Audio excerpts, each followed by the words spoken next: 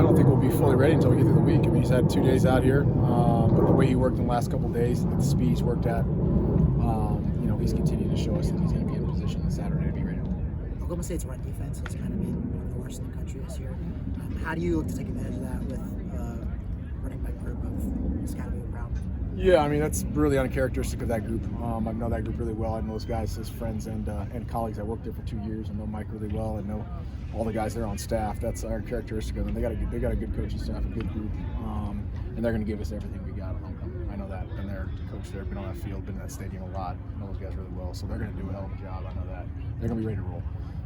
We got to take care of our business. We got to continue to run the ball. We've been running the ball. We've been feeding Scout the right way, mixing it up, taking care and protecting Sam when we need to do it. Being able to run our run play action screen game, really get back in a rhythm, and that's going to be, again, at the early stages of what we've done. I keep saying that to you guys, and I mean that really. The timing and the rhythm and of everything in the offense in the first, whatever it is, 7 games now, and going to be 8 with a freshman quarterback and a lot of young guys. There's a lot of things that you kind of, sometimes when you take a week off, either a bye week or your quarterback's out for 2 weeks, you got to get back in a rhythm. Yesterday was a really rusty day, we could tell, and until you get a veteran group that's 60 starts in and their year, whatever it is, red shirt year 9, and those guys are getting drafted at 40 years old, and you got that guy, you're like, it's got to be every day you're out here chipping away and grinding it up and trying to polish it up. So we got to do a good job on what we continue to do and build good habits and be effective in first, second down, take care of the football, run the ball, and hopefully the rest takes care of itself. What sort of things can you dig into on a second bye that you're not usually able to? You only have one bye a season. Yeah, I mean, between the buys having about, a 3-week spread, I think it was. I mean, for us, you probably a little bit more than you think in regards to what you maybe get if you're like in year 4 or year 5. Year 1, we still got a lot of stuff we can still untangle for guys. We can go back and really look at some things that we need to coach a little bit better. Young guys can hear it again.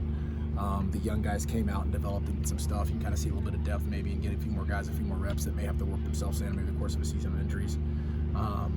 Read to yourself, Scout, because you probably don't have everything all the way in to go, okay, this is we don't have that in year 1, maybe in year 2, you're way more versed with some complements of what you do in your system and what you're able to do. So there's plenty to get done in a bye week.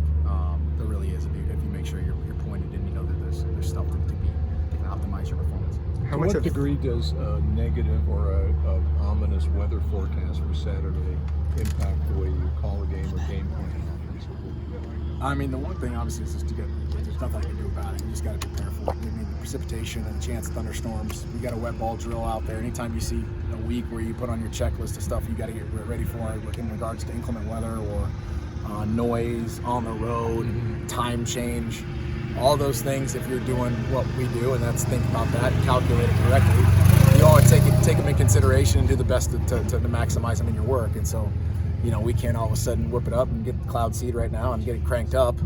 But what we can do is we can get some wet ball drills going and get our guys with the idea that, hey, we've got to be able to get this ready if necessary. Loud the noise and being able to go on center and all the stuff you need to do on the road. We did it 2 weeks ago and time change, right? We started waking up way earlier and acclimating to the body change.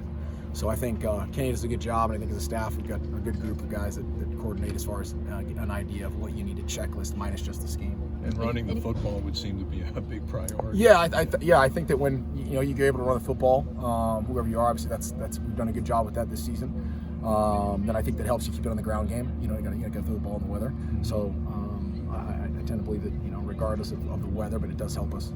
That I think that can be something we're hanging out on. Any thoughts of going back to a place that you've coached before? Yeah, I mean, I had such an awesome time there. That's such a great staff. I've been on staff for a long time, going way back to Coach Munkin, who's one of my best friends. And I've known Gundy for a really long time. I've known Don. I've known those guys for years and years and years. And pretty cool. It's an amazing spot. It'll be fun to see those guys before the game. We're all competitive, so we'll be ready to try to whip each other's ass. But at the end of the day, it was a really special spot with really cool people. Won a lot of games. Had some really good games, really good players, and it's a special place. Kenny just said Coach Gundy is kind of one of his influences when it comes to head coaching. What did you take from your time with Coach Gundy and apply it here with Kenny and ASU? Yeah, I mean, he's pretty special. I mean, there's not, and we do that. You can say that, everyone knows that. There's 4 or 5 guys that in the country, there may be 3 now that have the 2-decade mark. I think between Calhoun, Whittingham, and Gundy, you got a very small population of people too, which I'm pretty close with, and I think the thing you take from guys who've been able to stay at one place or have success over 20 years, even if it was in multiple places, is just the consistency.